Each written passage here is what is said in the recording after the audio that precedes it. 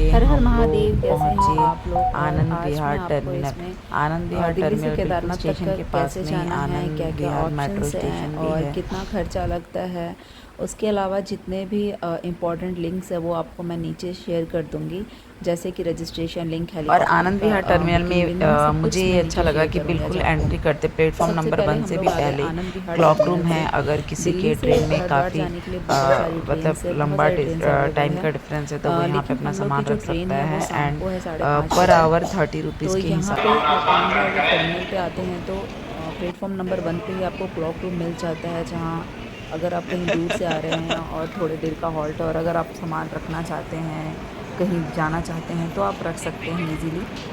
30 rupees per hour के हिसाब से वो चार्ज करते हैं। शाम के 5:30 बजे यहाँ पे आ गई थी हमारी वंदे भारत ट्रेन, जो कि हरिद्वार आप हमको 8:30 बजे पहुँचा देती है। तो ये ट्रेन हमें सबसे बेस्ट लगा, क्योंकि हम कहीं और से ट्रैवल करके आ रहे थे और हम चाहते थे कि आज हरिद्वार में ही हम लोग स्टे करें, इसलिए ये बेस्ट ट्रेन है जो कम टाइम लेती है, और स्पेशली इस चीज़ के लिए भी कि आपको मील्स मिल जाते हैं। इसका जो किराया है वो भी बहुत कम है, 900 रुपीज़ है दिल्ली टू हरिद्वार का। उसमें आपको इवनिंग स्नैक्स और आपको डिनर दोनों मिल जाता है। केदारनाथ की यात्रा शुरू करने से पहले जो सबसे ज़रूरी चीज़ होता है वो आपका रजिस्ट्रेशन होता है। आप ज़रूर साइट पे जाके रजिस्ट्रेशन करवा लें, क्योंकि सोनप्रयाग में वो सारी चीज़ें चेक होने के बाद ही आपको गौरीकुंड ले जाया जाता है, तो वो ज़रूरी है, जिसे आप बिल्कुल याद से करवा लें। सेकंड चीज़ जो ज़रूरी है वो आपके शूज़ अच्छे होने चाहिए। आप ट्रैकिंग कर रहे हो और वहाँ पे बारिश वगैरह भी हो जाती है, तो वो ज़रूरी है कि आपके शूज़ अच्छे हों, आपके पास रेनकोट वगैरह हो। अगर नहीं है तो गौरीकुंड तक आपको ये सारी चीज़ें मिल जाती है, आप वहाँ भी ले सकते हैं इन चीज़ों को। हरिद्वार पहुंचने के बाद हमने यहाँ से टैक्सी की, जहाँ हम रूम में रुके हुए थे वहाँ तक के लिए। तो वहाँ तक का उसने मतलब ऋषिकेश में थे हम रुके हुए, तो हरिद्वार से ऋषिकेश में रात की वजह से एक पर्सनल गाड़ी की हमने, जिसका उसने 1200 रुपये किराया लिया।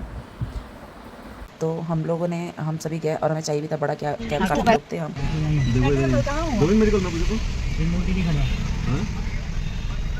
बस कहाँ दिख रहा है? बस कहाँ? बस दिख रहा है क्या आगे? हम लोग शिव भोजनालय के पास है। शिव मूर्ति चौराहे के पास ही है हम लोग। नहीं तो मैं तेरा बनाती हूँ वैसा वाला। तो ये था हमारा रूम, जहाँ आज रात को हम स्टे कर रहे थे। वैसे हरिद्वार में बहुत सारे होटल्स, ऋषिकेश में भी बहुत सारे होटल्स वगैरह अवेलेबल है। हमको कैंट एरिया में आना था, इसलिए हम यहाँ पे आए। उसके बाद अर्ली मॉर्निंग 8 बजे हमने हरिद्वार से स्टार्ट कर दिया फाटा के लिए, क्योंकि 6 से 7 घंटे फाटा जाने में भी लगते हैं। इसलिए आप जब हरिद्वार से निकलेंगे, फाटा के नज़दीक आएंगे, तो आपको खाने पीने के लिए रेस्टोरेंट वगैरह यहाँ पे आराम से अवेलेबल हैं, सारी चीज़ें हैं यहाँ पे, ऐसा नहीं है कि नहीं है। इससे पहले मुझे किसी ने ऐसा बताया था कि खाने पीने की चीज़ें नहीं मिलती आपको। और आप जब फाटा पहुँचते हैं, उस बीच में सबसे पहला जो देवस्थान आता है वो ये है देवप्रयाग। ये बिल्कुल मेन रोड पे है, जिस रास्ते पे आप जा रहे हैं उस रास्ते के ही बीच में ये पड़ता है। तो आप यहाँ का ये खूबसूरत सा नज़ारा देखिए। इसमें नहा सकते हैं? हाँ, नहाए? कुछ गमछी वमछी लाए हो? हाँ, बैग में है। हाँ ले ले रीना, क्या खड़ी हो ना, लेती तेरा। तेरा आ जाओ। नहीं है, तेरा नहीं। नया इस झूले पे बनाना सबका। देखो ना उसको देख के बीमारी चढ़ा, उसको वैसे कर दो। इसे ना बहुत ज़्यादा हिलता है, ये भी बिल्कुल वैसे ही है जैसे राम झूला है। ये बीच में आता है, इसको क्रॉस करके जाते हैं तो छोटी सी गलियां हैं, और ये देखिए कितना प्यारा सा व्यू है, बहुत ही सुंदर सा है। तो यहाँ पे शिवांश, तमन्ना और उसके पापा ने नहाया। वैसे लोग नहा के जाते हैं, बट हमें मतलब जो हम बहनें थे, हमको प्रॉब्लम होता है। दे सकते हो? नहीं, हाँ चलो। गंगे, रुद्रप्रयाग, देवप्रयाग। नाम भूल गए। फिर शाम के 6 बजे हम फाटा पहुंच चुके थे, पर हमने सोचा कि पहले त्रिगुणी नारायण मंदिर का दर्शन कर लिया जाए। ये वही मंदिर है जहां पे शंकर भगवान और पार्वती माता की शादी हुई थी। पर काफ़ी रात हुआ था, कुछ लोगों ने हमें बोला कि 6:30 बजे बंद होता है, कुछ लोगों ने 7 बजे, पर भोले बाबा का नाम लेके हम लोग निकल गए और ये मंदिर बंद होता है 7:30 पर। एग्जैक्ट हम वहाँ पे 7:20 पे पहुँचे थे। जिस विश्वास के साथ आए थे वो विश्वास हमारा कायम रहा, हमें भगवान का दर्शन करने का मौका मिल गया। हम शायद लास्ट थे, उसके बाद दरवाज़ा बंद हो गया था, तो हम बहुत खुश थे कि हम यहाँ तक आए और मौका मिल गया हमें, क्योंकि अगले दिन केदारनाथ की ट्रैकिंग स्टार्ट करनी है। उसके बाद आप थक के आने के बाद ये थोड़ा अलग रूट पे पड़ जाता है, तो आपके लिए यहाँ आना पॉसिबल नहीं हो पाता है। इसीलिए था कि हमें आज ही यहाँ पे दर्शन करना है और हमने शाम को बहुत अच्छे से यहाँ पे दर्शन कर लिया। और आज जाके हम लोग रुकने वाले हैं फाटा में और कल हम लोग केदारनाथ की ट्रैकिंग स्टार्ट करने वाले हैं, जिसके लिए हम लोग यहाँ पे आए हुए हैं। पता नहीं, मुझे तो वेट ही नहीं हो रहा था कि वो मोमेंट, वो मंदिर मैं सामने से देखूंगी तो क्या फीलिंग गाड़ी हमारी। और वहाँ से उसके बाद ये जो बोलेरो वगैरह होती हम हैं लोग गाँव यहाँ से मतलब निकल चलती गए। हैं, आप अपने प्राइवेट व्हीकल से आएँ, बस से आएँ या किसी चीज़ से आएँ, लास्ट सोनप्रयाग तक ही आपकी प्राइवेट गाड़ियाँ जाती है। सोनप्रयाग के आके आपका पूरा रजिस्ट्रेशन चेक होता है और वहाँ से सारी गाड़ियाँ जाती हैं गौरीकुंड तक, और गौरीकुंड के बाद आपकी ये ट्रैकिंग स्टार्ट होती है। यहाँ पे अब जाने की सुविधा क्या है, या तो आप घोड़े से जा सकते हैं, घोड़े वाले 2500 रुपये लेते हैं, या आप पालकी से, जो एजेड लोग हैं वो पालकी से जा सकते हैं। तो पालकी का जो किराया है वो वेट के ऊपर है। मेरे इन दोनों बच्चों का जो किराया था वो 8,000 लगा था, और मेरी बहन का 62 वेट था तो उसका 9,000 लगा हुआ था, और साथ में उसके एक बच्चा भी था, इसलिए।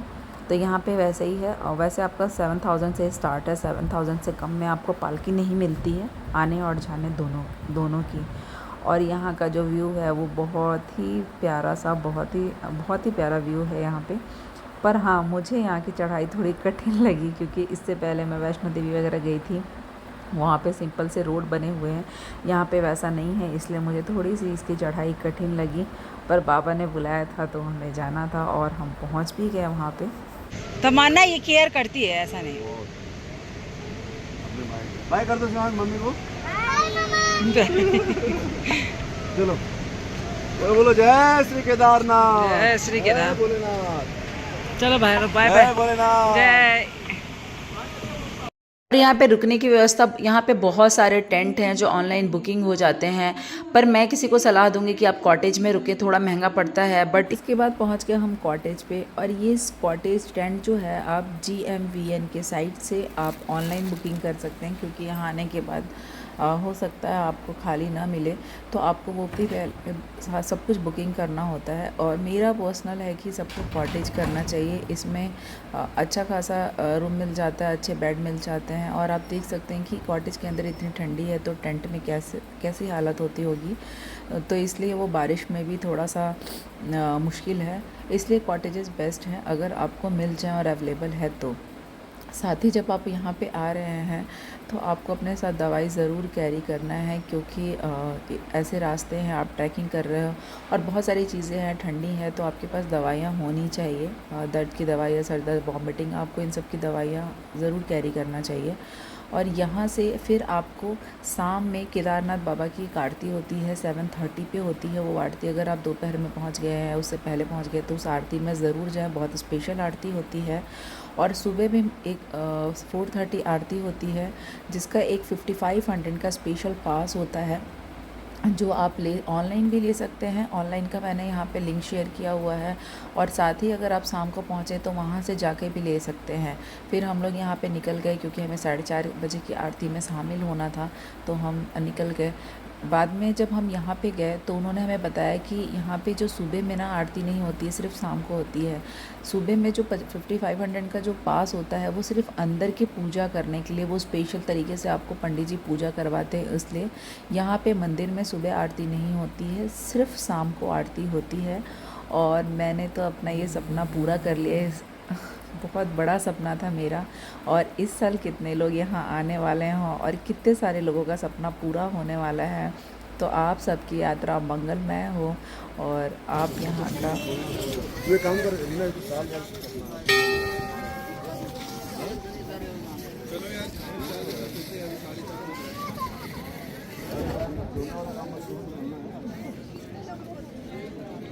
थोड़ा आराम से।